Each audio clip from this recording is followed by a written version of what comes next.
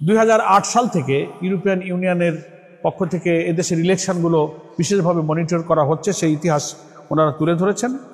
এবং বাংলাদেশের পক্ষ থেকে ইউরোপিয়ান ইউনিয়নের এই ইলেকশন অবজারভেশন টিমকে দাওয়াত দেওয়া হয়েছে এবং ওনারা বাংলাদেশের 64টি জেলায় আগামী নির্বাচনে পর্যবেক্ষণ করতে চান। আমির জামাত প্রশ্ন করেছেন, আপনারা কি সারা দেশে কিভাবে অবজার্ভ করবেন? ওনারা বলেছেন যে আমরা প্রত্যেকটি জেলায় একজন প্রতিনিধি পাঠাবো আর একটা টিম সব জায়গায় তারা মুভ করবেন, এভাবেই ওনারা করবেন। এবং নির্বাচনের পর তাদের ইলেকশন অবজারভেশনের ব্যাপারে ডিটেলস খুঁটিনাটি একটা রিপোর্ট তারা জাতির সামনে, দেশবাসীর সামনে পেশ করবেন। এবং ওনারা বলেছেন যে আমরা নির্বাচন পর্যবেক্ষণের ক্ষেত্রে আমরা প্রফেশনালিজম, তারপর হচ্ছে একেবারে নিউট্রাল এবং ফ্রি ফেয়ার ইলেকশনের জন্য আমরা পেশাদারিত্বের সঙ্গে এই নির্বাচনগুলো পর্যবেক্ষণ করব। এবং আমির জামাত বলেছেন যে শুধু আপনারা ইলেকশন অবজারভেশন করবেন এটা আমরা চাই না, আমাদের নির্বাচন সুষ্ঠু, গ্রহণযোগ্য, নিরপেক্ষ করার জন্য প্রয়োজনীয় টেকনিক্যাল সাপোর্ট আপনারা দেবেন, কারিগরি সহযোগিতা যেন আপনারা দিতে পারেন, সেটাও আমির জামাত এই ডেলিগেশনের কাছে তারা অনুরোধ জানিয়েছেন। প্রসঙ্গক্রমে বাংলাদেশে গণতন্ত্রের চর্চার প্রসঙ্গ আলোচনা এসেছে। আমির জামাত অত্যন্ত স্বস্তির সাথে বলেছেন যে আমরা এদেশের গণতান্ত্রিক পদ্ধতি, নিয়মতান্ত্রিক পদ্ধতিতে বিশ্বাসী এবং জামাত ইসলামী নির্বাচনমুখী দল। আমাদের দলের মধ্যে গণতন্ত্রের চর্চা আছে, নির্দিষ্ট মেয়াদে আমাদের দলের আমির নির্বাচন হয়, প্রত্যেকটি টায়ারে নির্বাচন হয়। এটা বলতে গিয়ে আমির জামাত বলেছেন যে আমাদের দলের আমিরের মেয়াদ টেনিয়রটা এবারই শেষ হচ্ছে, আগামী অক্টোবর থেকে আমাদের আমির নির্বাচনের ইলেকট্রাল প্রসেসও শুরু হচ্ছে। এটা বুঝিয়ে উনি এটা বলতে চেয়েছেন যে আমরা দেশেও গণতন্ত্র চাই, আমাদের দলের মধ্যে গণতান্ত্রিক চর্চাটা বিদ্যমান আছে। তারা জানতে চেয়েছে জামাত ইসলামী নির্বাচনে প্রার্থী বাছাই প্রক্রিয়া কিভাবে করে, আপনারা কতটা করেছেন। সেটা আমাদের যে নির্দিষ্ট পদ্ধতি আছে যে আমরা একেবারে দলের গ্রাসরুট থেকে মতামত নিয়েছে যে আমরা একদিকে দলের ভেতরে গ্রহণযোগ্যতা, আবার পাবলিকের কাছে গ্রহণযোগ্যতা, দুইটাকে মিলিয়ে প্রার্থী বাছাই করি। এই প্রার্থী সিলেকশনের সিস্টেম সম্পর্কে আমির জামাত তাদেরকে অবহিত করেছেন। প্রবাসীদের ভোট সম্পর্কে, ভোটাধিকার প্রয়োগের পদ্ধতি সম্পর্কে ওনারা জানতে চেয়েছেন। বাংলাদেশ জামাত ইসলামীর সম্মানিত আমির বলেছেন যে বাংলাদেশ জামাত ইসলামী সর্বপ্রথম আমাদের প্রবাসী 1 কোটির বেশি ভোটারের ভোটাধিকারের প্রশ্ন তুলেছে এবং আমরা অ্যাকর্ডিংলি ইলেকশন কমিশনে লিখিত দাবি করেছি এবং শেষ পর্যন্ত নির্বাচন কমিশন এবং সরকার এই প্রস্তাব অ্যাকসেপ্ট করেছেন এবং প্রবাসীরা যেন ভোট দিতে পারে সেই প্রক্রিয়া অলরেডি ইলেকশন কমিশন শুরু করেছেন। ওনারা জানতে চেয়েছেন জামাত ইসলামী ইলেকশনের ব্যাপারে আগামী দিনে রাষ্ট্রের দায়িত্ব হাতে পেলে তাদের মূল এজেন্ডাটা কি হবে।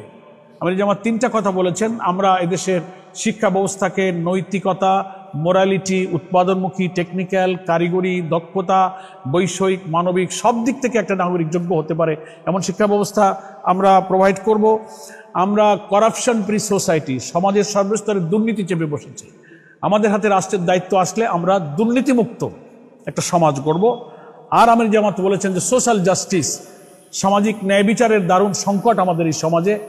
এই প্রসঙ্গে তুলতে গিয়ে বিগত 15 বছরের ফ্যাসিস্ট রিজিমের প্রসঙ্গ তিনি এনেছেন, কিভাবে মানুষ ডিপ্রাইভড হয়েছে, অধিকার বঞ্চিত হয়েছে, তারা নির্যাতিত হয়েছে, ভিন্ন মতের উপরে জুলুম হয়েছে, জামাত ইসলামীর অফিস বন্ধ করা হয়েছে, নেতাদের গ্রেফতার করা হয়েছে এবং আমির জামাত সহ আমরা অনেকে কারাগারে ছিলাম।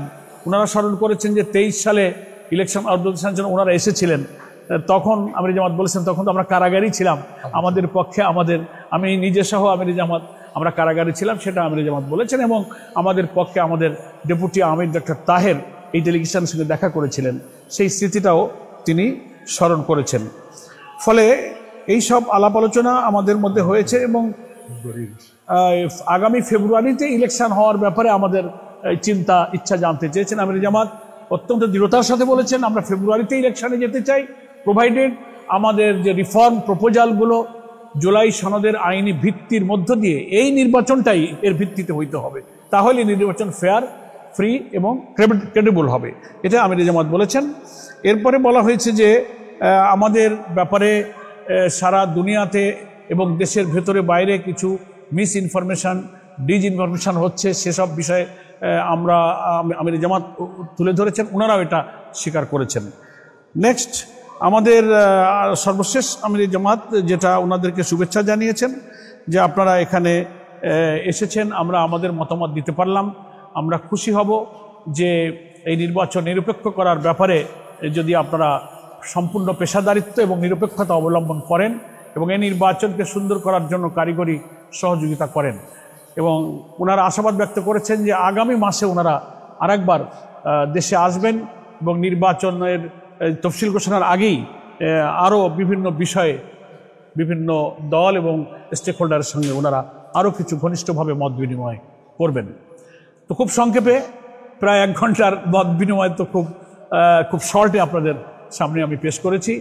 আমরা ওনাদের প্রতি আমির জামাত সন্তুষ্টি প্রকাশ করেছেন এবং খুব সৌহার্দ্যপূর্ণ পরিবেশে আমরা আলোচনা করেছি এবং ওনাকে আমরা বিদায় জানিয়েছি। আপনাদের সকলকে ধন্যবাদ। আসসালামু আলাইকুম রহমতুল্লাহ বারাকাতুহু। না,